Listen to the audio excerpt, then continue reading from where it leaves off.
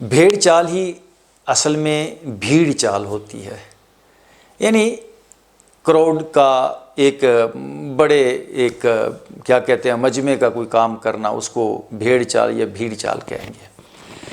تو اس میں مجھے ایک کہانی یاد آتی ہے کہ ایک بار کیا ہوا، بادشاہ کے دربار کے اندر ایک فراڈیا آیا، ایک بڑا کیا کہتے ہیں اس کو ٹھگ۔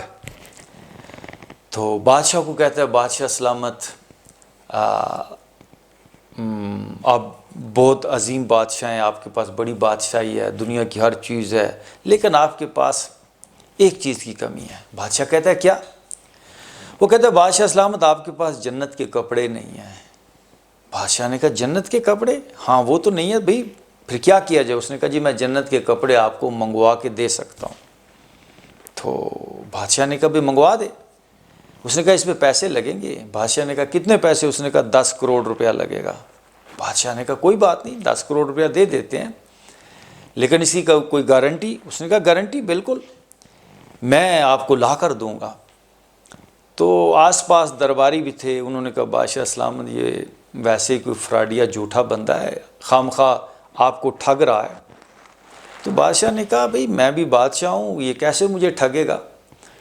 اس نے کہا جی بادشاہ نے پوچھا کہ کتنا ٹائم لگے گا؟ اس نے کہا جی 1 مہینہ لگے گا۔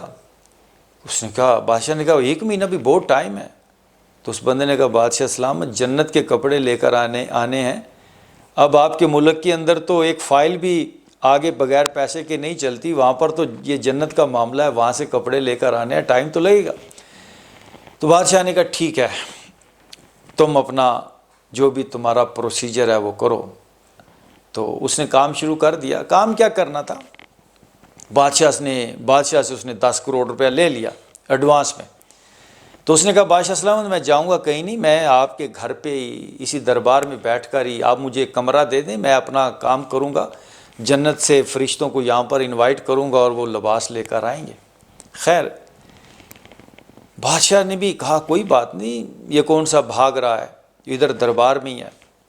تو بادشاہ نے اس کو ایک کمرہ دے دیا۔ تو 1 مہینہ گزر گیا۔ 1 مہینے کے بعد وہ بندہ ایک باکس لے کے، ایک پیٹی لے کے باہر نکلا۔ تو اس نے کہا بادشاہ سلامت یہ آپ کے جنت کے جو ہے نا وہ کپڑے آ گئے ہیں، یہ جنت کا لباس ہے، تو آج آپ کو یہ پہنایا جائے گا۔ تو بادشاہ نے کہا ٹھیک ہے۔ تو دربار لگ گیا، وزیر آ گئے کہ آج تو بہت بڑا کام ہونے والا ہے، ہمارا جو بادشاہ ہے وہ آج جنت کا لباس پہنے گا۔ تو اس نے دربار میں یہ اعلان کیا کہ یہ جنت کا لباس آ گیا ہے، لیکن یہ لباس اسی کو نظر آئے گا جو اپنے باپ کی اولاد ہوگا، یہ اس کو نظر نہیں آئے گا جو اپنے باپ کی اولاد نہیں ہے۔ تو اب سب لوگوں کے کان کھڑے ہوئے۔ تو خیر اب کسی نے کوئی سوال بھی نہیں اٹھایا۔ تو اس نے بادشاہ سلامت سے کہا بادشاہ سلامت آپ ذرا اپنی پگڑی اتار دیں تاکہ میں آپ کو جنت کی پگڑی پہناؤں اس باکس میں سے نکال کے۔ تو بادشاہ نے اپنی پگڑی اتار دی، پگڑی سائڈ پہ رکھ دی۔ تو اس بندے نے اپنے اس باکس میں ہاتھ ڈالا اور ہاتھ باہر نکالا، خالی ہاتھ، اور بادشاہ سے کہا بادشاہ سلامت میں ابھی آپ کو پگڑی پہناؤں گا۔ اب پگڑی تھی نہیں، لیکن پگڑی کا اس نے پورے دونوں ہاتھوں سے پگڑی پکڑی ہوئی ہے جو کہ نہیں تھی۔ اور بادشاہ کو اس نے کہا بادشاہ سلامت ابھی میں آپ کو، کیونکہ بادشاہ نے اپنی پگڑی تو اتار کے رکھ دی تھی، بادشاہ سے کہا بادشاہ سلامت ابھی میں آپ کو پگڑی پہنانے لگا ہوں۔ اب بادشاہ سلامت یہ بھی نہیں کہہ سکتے بھی کون سی پگڑی، پگڑی تو تمہارے ہاتھ میں ہے نہیں، کیونکہ اس نے پہلے ہی کہہ دیا تھا یہ پگڑی، یہ لباس اسی کو نظر آئے گا جو اپنے باپ کی اولاد ہوگا۔ اب بادشاہ سلامت خاموش اور دربار پورا خاموش۔ اس نے جی پگڑی نکالی اپنے باکس میں سے اور بادشاہ کے سر پہ رکھی جو تھی نہیں۔ اب پگڑی پہنا دی، اب بادشاہ خوش، بادشاہ بھی مسکرا رہا ہے، کوئی سوال نہیں اٹھا رہا۔ تھوڑی دیر کے بعد وہ بندہ کہتا ہے بادشاہ سلامت اب آپ اپنی قمیض اتار دیں، شرٹ اتار دیں، اب آپ کو میں جنت کی شرٹ پہنانے جا رہا ہوں۔ اب بادشاہ نے اپنی شرٹ اتار دی اور پھر اس نے اپنی شرٹ نکالی، جنت والی شرٹ جو تھی نہیں، اور بادشاہ کو اس نے شرٹ پہنائی جو کہ تھی نہیں. اب بادشاہ جو ہے وہ سر سے ننگا ہے, اب قمیض بھی اس کی نہیں ہے. اب بادشاہ کو اس نے قمیض بھی پہنا دی. اب وہ تو بات پہلے یہ کلیئر کر چکا تھا, پورے دربار کے اندر یہ لباس اسی کو نظر آئے گا جو اپنے باپ کی اولاد ہوگا. اب کوئی بھی وہاں پر یہ سوال نہیں اٹھا رہا بھئی کہاں ہے قمیض, بھئی کہاں ہے پگڑی. تو اب بات تھوڑی آگے بڑھی. اب بادشاہ سلامت کو اس نے کہا بادشاہ سلامت اب آپ اپنی شلوار بھی اتاریں, اب میں آپ کو جنت کی شلوار پہنانے جا رہا ہوں. تو اس نے بادشاہ نے اب کہاں انکار. اب اگر بادشاہ انکار کرتا ہے کہ بھئی میں نے تو قمیض نہیں پہنی ہوئی, مجھے قمیض نہیں نظر آئی, مجھے پگڑی نہیں نظر آئی, تو بادشاہ پہ شک کیا جا سکتا ہے. باقی درباری کیا کہیں گے کہ ہمارا بادشاہ کیا ہے. اور کوئی درباری بھی نہیں بول رہا کہ بادشاہ سلامت آپ ننگے کھڑے ہیں, آپ نے قمیض نہیں پہنی ہوئی. کیونکہ اگر درباری کوئی کہتا ہے تو وہ درباری خود ڈاؤٹ میں جاتا ہے. خیر بادشاہ سلامت نے شلوار بھی اتار دی اور اس نے بادشاہ سلامت کو شلوار پہنا دی جو تھی نہیں. اب بادشاہ سلامت ننگے کھڑے ہیں. اب اس بندے نے کہا بادشاہ سلامت یہ جنت کا لباس پہلی دفعہ زمین پر آیا ہے, تو ابھی آپ کو وہ بگی پہ بٹھا کر اس شہر کا ایک چکر لگوایا جائے گا تاکہ یہ جنت کا لباس سب لوگ دیکھ پائیں. اب بادشاہ سلامت کچھ بول نہیں رہے, کوئی درباری بول نہیں رہا. تو بادشاہ سلامت کو بگی پہ بٹھا دیا گیا اور شہر کی یاترا, شہر کا چکر لگانا شروع کر دیا گیا.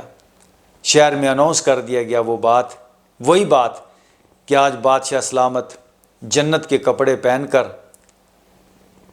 بگی میں سوار ہو کر شہر کا چکر لگائیں گے, اور جو لباس انہوں نے پہنا ہے اسی کو نظر آئے گا جو اپنے باپ کی اولاد ہوگا. یہ پورے شہر میں اناؤنس کر دیا گیا. اب کوئی بھی شہر کا آدمی وہ یہ نہیں کہہ رہا کہ بادشاہ سلامت آپ تو ننگے کھڑے ہیں. سب کہہ رہے ہیں کیا واہ واہ واہ کیا بات ہے, کیا لباس پہنا ہوا ہے, کیا لباس پہنا ہوا ہے. کیا درباری, کیا بوڑھے, کیا پڑھے لکھے, کیا ان پڑھ, سب بادشاہ کی تعریف کر رہے ہیں. لیکن اس پورے ہجوم میں ایک بچہ بھی تھا. بچے نے کہا وہ دیکھو بادشاہ ننگا جا رہا ہے. اس بچے نے کیا کہا, وہ دیکھو بادشاہ ننگا جا رہا ہے. بچے جھوٹ نہیں بولتے. بچوں کو جو چیزیں جیسے ہیں ویسے نظر آ جاتی ہیں. لیکن آپ بڑوں نے مختلف قسم کے چشمے پہنے ہوئے ہیں. کوئی مذہب کا چشمہ, کوئی جنت کا چشمہ, کوئی عزت کا چشمہ, کوئی معاشرے کا چشمہ. اس لیے آپ کو چیزیں آپ کے چشمے کے مطابق نظر آتی ہیں. تو یہ چشمے اتاریے. اس بھیڑ چال سے یا بھیڑ چال سے نکلیے. اپنے فیصلے خود سمجھ سے کیجئے, عقل سے کیجئے. آپ جس بھیڑ میں لگے ہوئے ہیں آپ اس لیے وہ کام کر رہے ہیں کیونکہ بہت سے لوگ وہ کام کر رہے ہیں. تو یہ کوئی سچائی کا معیار نہیں ہے کہ ایک آدمی یعنی ایک کام کو اگر لاکھوں لوگ کر رہے ہوں تو وہ ضروری ٹھیک ہی ہوگا. ایسا بھی ہو سکتا ہے کہ لاکھوں لوگ ایک غلط کام کر رہے ہوں, اور ایسا ہی ہے. آپ ڈونٹ بی اے فالوور. آپ اپنے راستوں کو خود ڈھونڈیے. آپ خود وَيَتَفَكَّرُونَ, یہ جو آپ نے اپنے گردن کے اوپر جو بوجھ رکھا ہوا ہے نا, یہ یوز کرنے کے لیے ہے. یہ صرف بوجھ اس کو مت بنائیں, اس کو یوز کریں کہ از اٹ ٹرو, کیا یہ کام ٹھیک ہے کہ میں جس ایجوکیشن سسٹم کی طرف جس کو فالو کر رہا ہوں اس سے جو آپ کا بچہ پڑھ کے آئے گا تو وہ کیا ہوگا, وہ کیا پا لے گا, پیسے چار کما لے گا. اسی بیمار اور اسی دکھی سوسائٹی کا ایک حصہ بن جائے گا. آپ کے پروفیسر, آپ کے ڈاکٹر, آپ کے بزنس مین, آپ کے کروڑ پتی, آپ کے ارب پتی سب دکھی ہیں کیونکہ میں ڈیلی ان لوگوں کو دیکھتا ہوں. اگر آپ صحیح معنوں میں ایک کامیاب انسان ہونا چاہتے ہیں, سکھی انسان ہونا چاہتے ہیں, تو وچ گوتا مار غواسی ہو، اے تن رب سچے دا حجرا وچ پا فقیرہ چھاتی ہو۔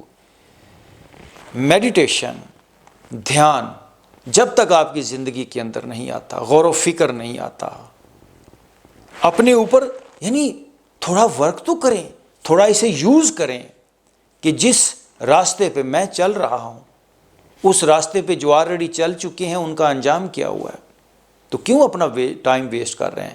کوئی نیا راستہ چنیں، کسی نئی ڈائریکشن میں جائیں،